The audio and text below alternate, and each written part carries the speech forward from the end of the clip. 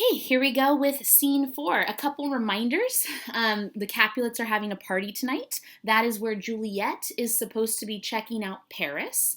It's also where Romeo, who really shouldn't be there because he's a Montague, but where Romeo is supposed to be looking at other girls because remember, Benvolio was saying, hey, you got to look at other girls in order to forget about Rosaline, but we know that Romeo's actually there to see Rosaline. Okay, so here we are. This is kind of right before the party, or kind of as they're entering the party here.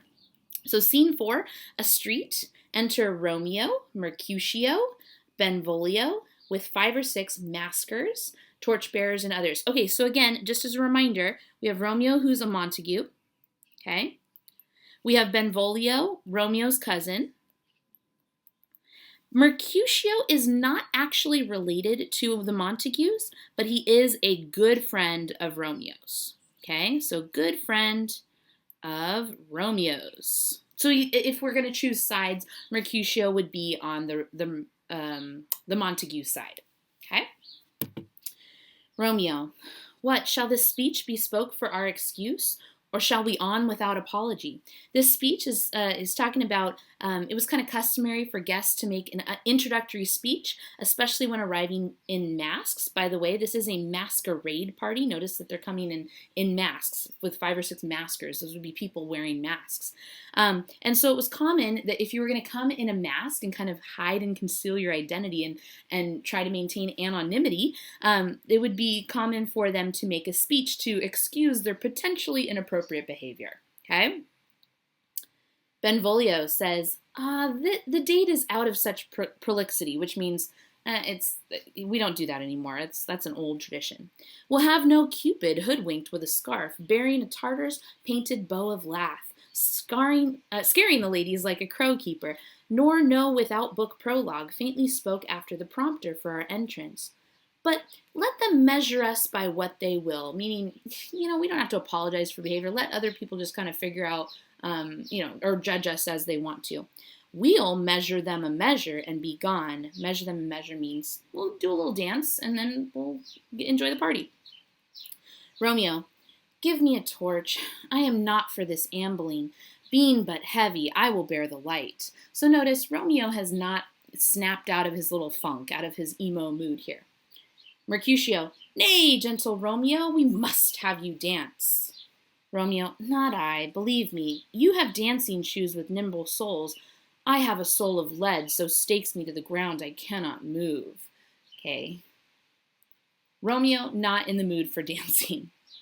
Mercutio, you are a lover. Borrow Cupid's wings and soar with them above a common bound.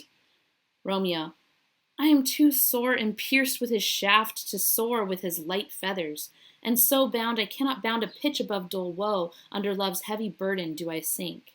Okay, so Mercutio again says, hey, borrow Cupid's wings, make you, that'll make you lighter and make you fly, and Romeo says, no, I am too pierced with his shaft, meaning I'm so struck by what he's done to me to soar. And instead, I'm left with this heavy burden. Oops. Mercutio, and to sink in it, should you burden love, too great oppression for a tender thing. Romeo, is love a tender thing? It is too rough, too rude, too boisterous, and it pricks like a thorn. Remember earlier, Romeo had described love as a series of contradictions, of oxymorons.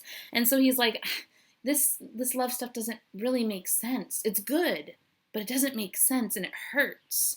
And so Mercutio says, if love be rough with you, be rough with love. Prick love for pricking and you beat love down. Give me a case to put my visage in. A visor for a visor. Okay, a couple things. He says, give me something to put my mask in. Because remember, they're going to masquerade. A visor for a visor. It's kind of a joke. He's basically saying that mask is only covering up the mask that he wears naturally, because, as I have in my note, his real face, or his funny persona, is actually a mask for his true, more serious self. So that's actually true of Mercutio. He's got some depth there. He's often joking, he's often laughing, but we'll find that he's more serious than sometimes we think. What care I? What curious eye doth quote deformities? I mean, Why do I care if somebody looks upon my face and notices my ugly features? Remember, he's putting his mask away. Here the beetle brows shall blush for me. Excuse me.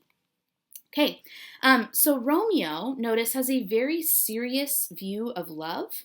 Okay, he is very, very, engrossed in this love thing. And Mercutio is taking it much more lightheartedly. He's like, whatever, dude. Notice it says, if love is rough with you, be rough with love. Okay, it's not that big of a deal. All right. Benvolio. Come, knock and enter, and no sooner in, but every man betake him to his legs. Meaning when we get in there, everybody just start dancing. Nobody say a word, just start dancing. I love that image, by the way. I think that's great. Romeo, a torch for me. Let wantons light of heart tickle the senseless rushes with their heels. Meaning, again, I'm just not feeling this whole dancing thing. Let the people that enjoy this stuff actually do the dancing. For I am proverbed with a grandsire phrase. I'll be a candle holder and look on. The game was never so fair, and I am done. Meaning, I'm sure you guys are all going to have a lot of fun here. I'm sure this whole party is going to be a blast, but I'm not going to have any fun. Boy, way to be Debbie Downer, Romeo. Mercutio, tut, done's the mouse, the constable's own word. If thou art done, we'll draw thee from the mire of this Sir Reverence love, wherein thou stickest up to the ears. Come, we burn daylight, ho!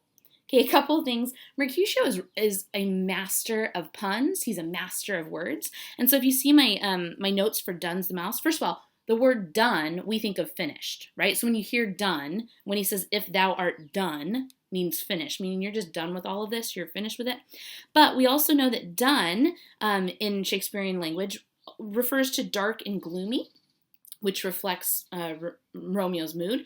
And then also he plays with it a little bit, plays with the word done, because it was also the name of a horse in a game called Drawing Done Out of the Mire. And so it says, we'll draw thee from the mire, which is so appropriate for Romeo because he is in a mire. He is kind of stuck in a pit, okay? And then I love this part too, we burn daylight. That's a popular phrase nowadays, meaning we're running out of time. We burn daylight, okay? Romeo, nay, that's not so. Mercutio, I mean, sir, in delay we waste our lights in vain, like lamps by day. Take our good meaning, for our judgment sits 5 times in that air once in our 5 wits. Basically what he's saying is, like, Romeo, you're being ridiculous. Understand my intended meaning. You know what I meant. And when you understand intended meaning, it shows that you're more intelligent than merely following what your senses perceive. Romeo, and we mean well in going to this mask, but 'tis no wit to go. Notice Romeo has a bad feeling about going to this party, right? I don't know that this is a good idea. It's not that we're coming here to do anything wrong, but I don't know that I feel good about going to a Capulet party. Mercutio, why, may one ask? Romeo, I dreamed a dream tonight. Mercutio, and so did I. Romeo, well, what was yours? Mercutio, that dreamers often lie. Romeo, in bed asleep while they do dream things true.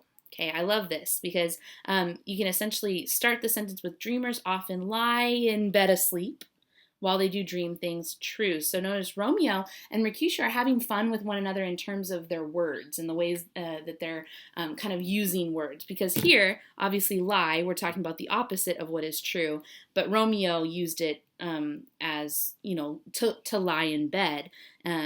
So this, again, would be an example of a pun. Okay, we've seen quite a few so far. Okay, so while they do dream things true, Mercutio, he's going to have this big, long monologue here. And he starts it with, oh, then I see Queen Mab hath been with you. Queen Mab is the queen of the fairies, okay? So it's kind of a mythological thing. And now he's going to go on and on and on and talk about Queen Mab. And it's going to be fun. So he's going to start by describing her. And the descriptions of her are really, really fascinating. And it definitely shows how creative and kind of imaginative Mercutio is. He has a lot of fun. He says, oh, then I see Queen Mab hath been with you. She is the fairy's midwife, and she comes in shape no bigger than an agate stone on the forefinger of an alderman, drawn with a team of little atomies athwart men's noses as they lie asleep. I have this, it's going to be not a great image there, but I've got this little image of Queen Mab here. Notice that she's writing on a finger, because it says, on the forefinger of an alderman, of a councilman, drawn by a team of little atomies. Okay, so little creatures. She has one in this picture here. All right, but she's very, very tiny. That's Queen Mab. So she's able to kind of fly around and do her thing, but she's the queen of the fairies. Here we go. So athwart men's noses as they lie asleep. By the way, this does all connect to what they were talking about with dreams, and you'll see that in just a second. Her wagon spokes made of long spider's legs. The cover of the wings of grasshoppers, the traces of the smallest spider web, the colors of the moonshine's watery beams, her whip of cricket's bone, the lash of film, her wagoner a small gray-coated gnat, not so big as a little round worm, pricked from the lazy finger of a maid. Her chariot is an empty hazelnut made by the joiner's squirrel or old grub, time out of mind the fairies' coachmakers. Okay, so again, all of this is really just description of Queen Mab. And so what's the purpose of all this? At this point, Mercutio is just enjoying the heck out of the attention he's getting. You can imagine this guy getting really, really animated in the way he describes Queen Mab and her team of atomies and all of that stuff. He is having a good time because everybody is paying attention to him. Again, this speech in particular, he has an audience. He's enjoying the fact that he has an audience, and he's there for entertainment, right? He is having a good time entertaining the crowd with his description of Queen Mab. Okay, so because there is an audience here, we call this a monologue. Okay, so now we've got our description of Queen Mab, very tiny, a lot of little fun details there. But now we've got time out of mind the fairies' coachmakers, and in this state, she gallops night by night through lovers' brains, and then they dream of love. Over courtiers' knees that dream on curtsies straight. Over lawyers' fingers who straight dream on fees, meaning they dream about the money that they're going to make. Over ladies' lips who straight on kisses dreams. Notice, we've got she is bringing dreams to people. Okay, and so that's why it connects back to what they were talking about earlier with the dreams. That's Queen Mab's job, is she brings dreams to people. Notice that for the lovers, she brings dreams of love, right? Over courtiers' knees, people that are like kind of high up in high class, they dream on curtsies straight, so propriety, right? Okay, over lawyers' fingers, they dream straight on fees, right? Lawyers do enjoy making money, and so he's saying, hey, he brings sweet dreams about the money that they'll make. Over ladies' lips who straight on kisses dream. Notice, all of these dreams are lovely dreams, aren't they? They're really, really quite nice. And so she brings them lovely dreams. But wait, just a second. It says, which oft the angry Mab with blisters plagues, because their breaths with sweetmeats tainted are. Okay? So notice what's happening to these dreams, especially on this last one, the ladies' lips who dream of kisses. Queen Mab becomes angry and actually afflicts them with blisters, okay, because their breaths with sweetmeats tainted are. Okay, so she turns the dream sour, right? It says, sometime she gallops over a courtier's nose and then dreams he of smelling out a suit. Okay, what that means is, okay, so remember the courtiers, those are kind of the people that are close to the nobility or that are nobility and are close to those who are really in charge there. Smelling out a suit means finding someone who has a petition for the king and would be willing to pay someone to gain the king's favor. Okay, so essentially, you're taking advantage of a situation. Okay, so now we've got kind of a corruption of a dream, right? So initially, the dream was just like nice and pleasant pleasantries, right, with the courtiers. But now it's how can I take advantage of somebody? Okay, and sometimes she comes with a tied pig's tail. That would be the pig that's donated to the parson, tickling a parson's nose as lies asleep. Then dreams he of another benefice. Okay, that would be another church appointment that guaranteed income. Think about parsons, think about church people. Do you think they do their job for the money? Of course not, right? That's not what they're supposed to be doing, right? Like if you're going to be a minister, you're going to be a pastor, you don't get into that game because you want to get paid for it, right? You get into that game because you feel a calling, a religious, righteous calling to it. And so notice again, she gives him a dream of leaving his kind of calling for guaranteed income. Okay, so we started out with very lovely dreams, and now we've got kind of corruptions of those dreams. Sometimes she driveth over a soldier's neck, and then dreams he of cutting foreign throats, of breaches, ambuscados, Spanish blades, of helves 5 fathom deep, and then anon drums in his ear, at which he starts and wakes, and being thus frighted, swears a prayer or two, and sleeps again. Okay?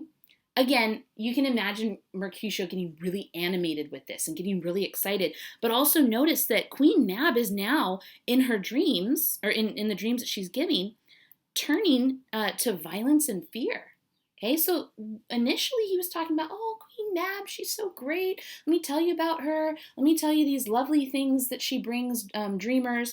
But now these dreams have turned to violence and fear. Right? You've got this guy who he dreams about, a soldier, dreams about war, essentially, and he wakes up frighted and has to swear a prayer to, meaning he was very frightened because of the violence within his dream. This is the very Mab that plats the manes of horses in the night, meaning tangles the hairs of the horses, which is very frustrating to get out, and bakes the elf locks in foul sluttish hairs, which once untangled much misfortune bodes. Okay, so now we've got this image of Queen Mab being very devious and mischievous. Oh, I can never say that. I'm sorry. Mischievous, okay?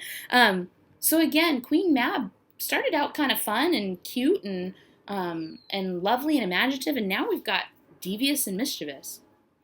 And now notice he calls her a hag. This is the hag. When maids lie on their backs, remember, lying upon their backs would be another way to say have sex.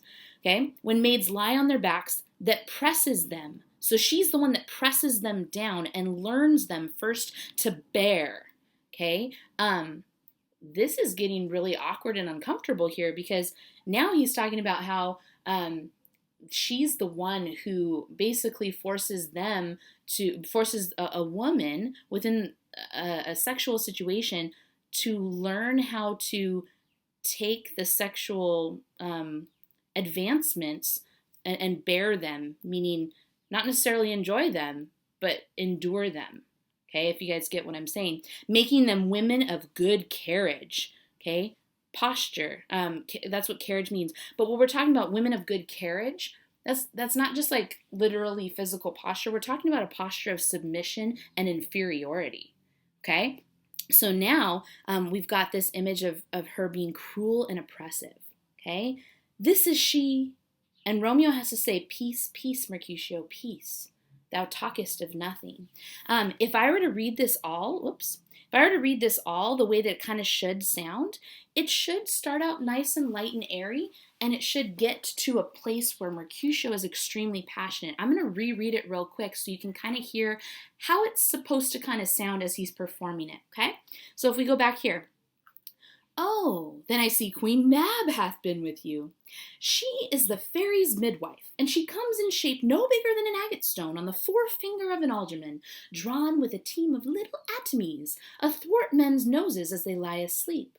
Her wagon spokes made of long spider's legs, the cover of the wings of grasshoppers, the traces of the smallest spider web, the collars of the moonshine's watery beams, her whip of cricket's bone, the lash of film, her wagoner a small gray-coated gnat, not so big as a round little worm pricked from the lazy finger of a maid. Her chariot is an empty hazelnut, made by the joiner squirrel or old grub, time out of mind the fairy's coachmakers. And in this state she gallops night by night through lovers' brains, and then they dream of love. Over courtiers' knees, that dream on curtsies straight. Over lawyers' fingers, who straight dream on fees. Over ladies' lips, who straight on kisses dream. Which oft the angry Mab with blisters plagues, because their breaths with sweetmeats tainted are.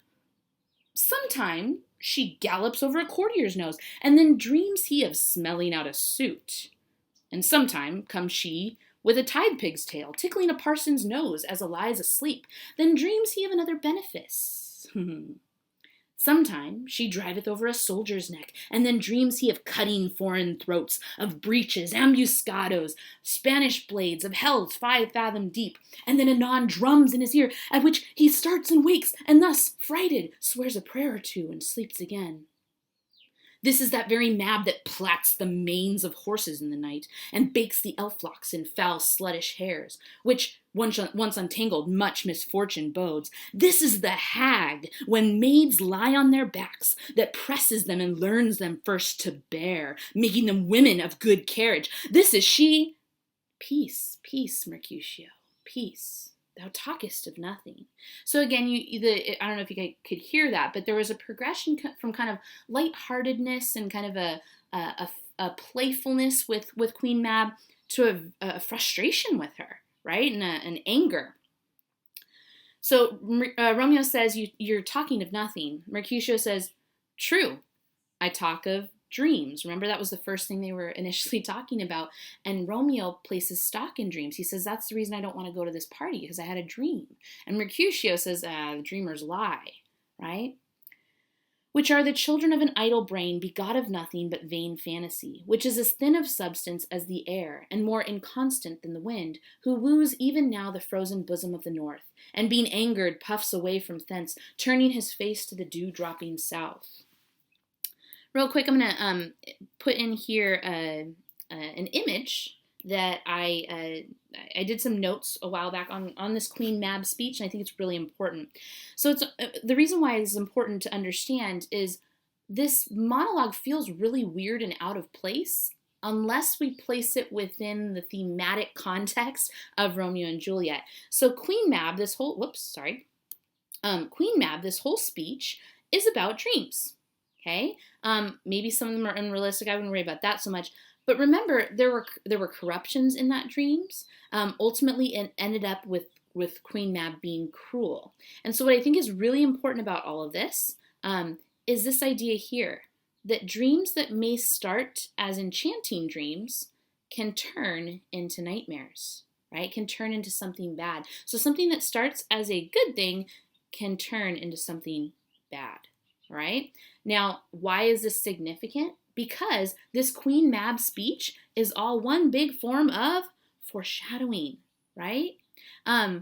Romeo and Juliet, they haven't even met yet at this point in the play, but we do know that it's going to be something very sweet, right? They're going to fall in love. We know that because the prologue told us that, right? So it's going to be something sweet. We also know, okay, that the end of the story is more of a nightmare, right? Because they end up taking their lives. We know that, again, because of the prologue. So I think this particular passage is more significant than what than what meets the eye, okay? Okay, so Benvolio then says, after Mercutio has kind of worked himself back to normalcy here, Benvolio says, this wind you talk of blows us from ourselves. Supper is done, and we shall come too late. I mean, let's go, guys, let's pick up the pace. Romeo says, I fear too early, for my mind misgives some consequence yet hanging in the stars, shall bitterly begin his fearful date with this night's revels and expire the term of a despised life closed in my breath by some vile forfeit of untimely death. But he that hath the steerage of my course direct my sail, on lusty gentlemen, Benvolio, strike drum, and they all exit. This last part's significant here because there is some foreshadowing in these lines, okay? For example, he says, look, my mind misgives, meaning I just have this feeling that this night, okay, this night's revels, okay, will result in my untimely death, or in an untimely death, okay? So again, foreshadowing, because we know that the meeting of Juliet and Romeo is going to lead to their downfall, right? That ultimately this story does not end well for them. And so this is likely where they're going to meet. And we know that this night will initiate the start of the rest of the events. Also notice Romeo is aware that his fate is not in his own hands, right? That this consequence is hanging in the stars. He recognizes that, look, I just have this feeling that whatever's going to happen tonight is destined to happen. But notice again that that destiny may not be a positive thing, right? Untimely death. Okay, he also says, he that hath the steerage of my course direct my sail. Once again, placing the burden of kind of what's going to happen outside of his own hands. And that is the end of scene 4.